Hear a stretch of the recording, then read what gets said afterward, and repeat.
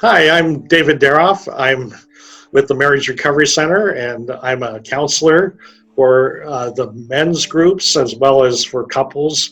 And I'm here today with my colleague, Sharmen Kimbrough. And Sharmen, would you like to introduce yourself a little bit? Yeah, I'm Sharmen, and we do want to take a few moments today just to answer some questions about our core and redeemed groups that we have for doing some individual work with the people that come to the Marriage Recovery Center. Yeah, we're excited about doing these groups together.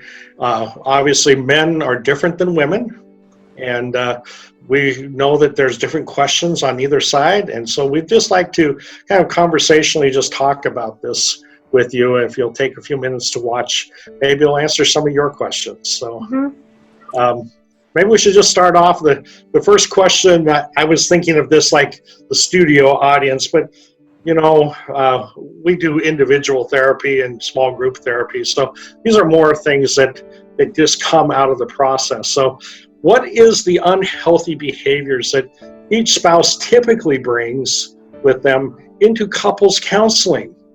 How do these behaviors inhibit the process of couples counseling?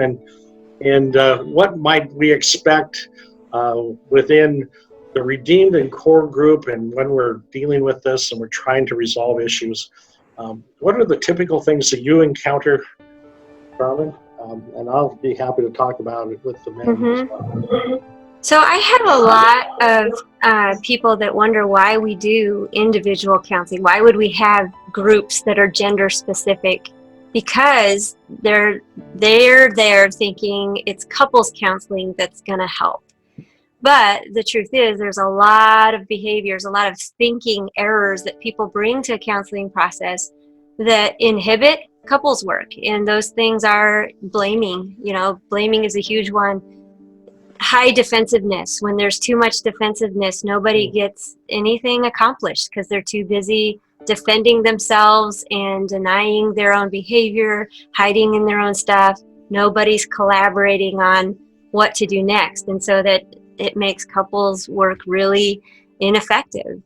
And there's no sense of direction. So when people don't have a sense of direction, then even trying to do couples work, you have two people going two different ways and you just can't get on the same page. So those are some big things that get in the way of doing couples work. Plus, when they're not ready to collaborate on where they're going in their marriage, there is a very high correlation with secondary abuse, which is where when someone comes to a counseling office for help, they end up further harmed because often the weight of responsibility for change or for doing differently or better or whatever gets put on the person seeking the help rather than helping them really understand, again, how to collaborate in the context of this relationship so that it can be better.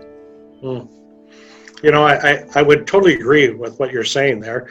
And since I deal more with men, I often see them feeling like, well, why does this always have to be all on me? She does these things, and they go to great lengths to explain how bad their wives are. And I kind of wonder at that point, well, why did you get married? Because it's very clear that they're not really that bad. But to admit that they have been mistreating or they have felt like their being a man is a bad thing to be. I do not want to pathologize guys at all, but I want them to see that their behaviors are really harming their wife. And that harm results in a big wedge, which is what I'm thinking why we separate groups out, men and women, so that the men can actually understand how they're harming their wife and they can change that. And then we can come back together and start talking about, well, how do we really want to live together? But you got to get a hold of your own behaviors before that happens. And sometimes I think that guys are so bothered by being the bad guy or being pathological or something along that line that they just feel this huge thing to push back and to hide. And so hiding, defensiveness, denial, those are all parts of what we have to deal with. And that's where I usually spend the first 3, 4, 5 weeks dealing with men in the core, to help them understand that they can't continue that behavior, and they can see it now clearly. So Yeah. that's kind of where we go.